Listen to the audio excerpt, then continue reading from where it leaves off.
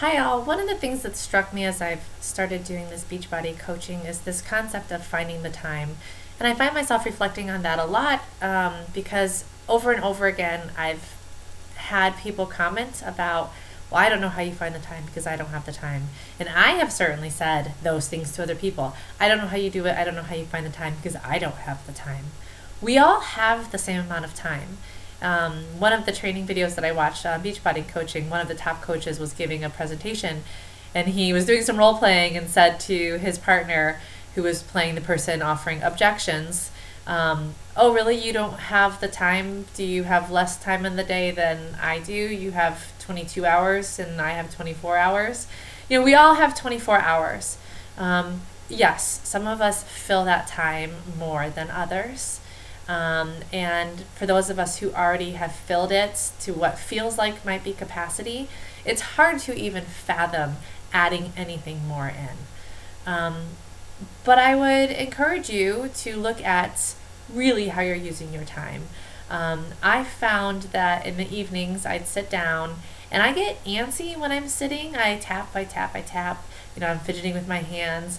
I find myself sitting kind of tired but antsy on the couch and not comfortable and sort of watching TV, but mostly just scrolling mindlessly through Pinterest or Facebook and not really feeling rested or not really feeling, well, not at all feeling fulfilled or energized, just sort of feeling blah.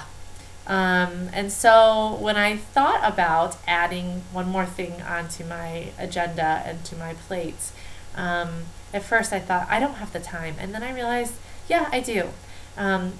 Yes, now I'm way more tuned into my computer than I am to maybe even having a side conversation with my husband.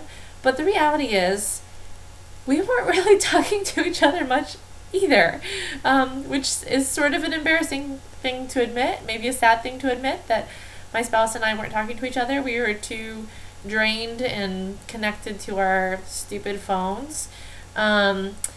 So I chose to fill that time with something that feels productive and meaningful.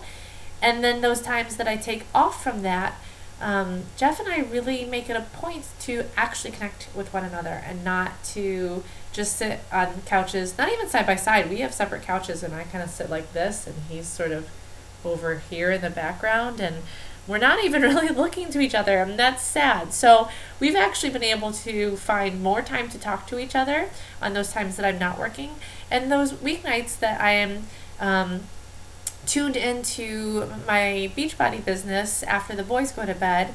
I don't feel more tired because I'm doing this work.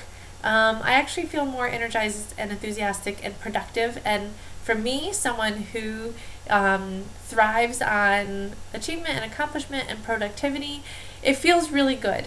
My top 5 include responsibility and consistency and significance. So it's no surprise that feeling like I'm accomplishing something and feeling like I'm contributing is a good thing for me. And I've found the time because it exists.